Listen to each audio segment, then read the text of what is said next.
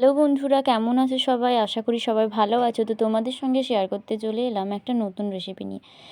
তো ভিডিওটা স্কিপ না করে পুরোটা দেখবে। তো এখানে নিয়ে নিয়েছি ক্যাপসিকাম, পেঁয়াজ কুচি আর টমেটো কুচি, আদা রসুন নিয়ে নিয়েছি। আর তেলে ওই আলুগুলো সেদ্ধ করে নিয়েছিলাম, ওগুলো ভেজে নিচ্ছি।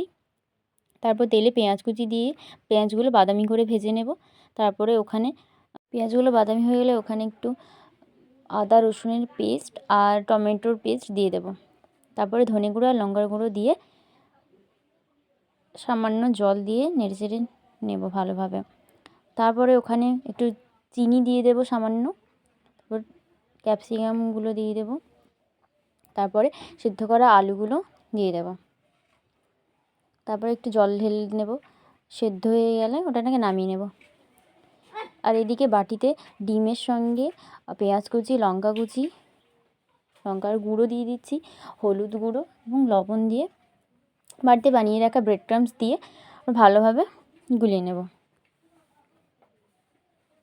তারপরে ময়দার যে ডোটা বানিয়ে রেখেছিলাম ওটা বেলে নিয়ে ওই যেটা বানিয়েছি ওটা দিয়ে ভালোভাবে মুড়ে নেব। মোড়াটা তোমরা দেখে নেবে কেমনভাবে মুড়ছি।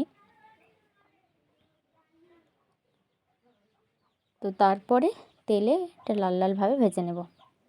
তো ভিডিও যদি তোমাদের ভালো লেগে থাকে অবশ্যই লাইক করে দেবে। আর তোমরা সবাই কমেন্টে বলো এটা কী বানিয়েছি আমি। নতুন নতুন ভিডিও পেতে চাইলে অবশ্যই একটা সাবস্ক্রাইব করে রাখবে। অবশ্যই এটা বানিয়ে দেখবে, খুবই টেস্টি হয় খেতে।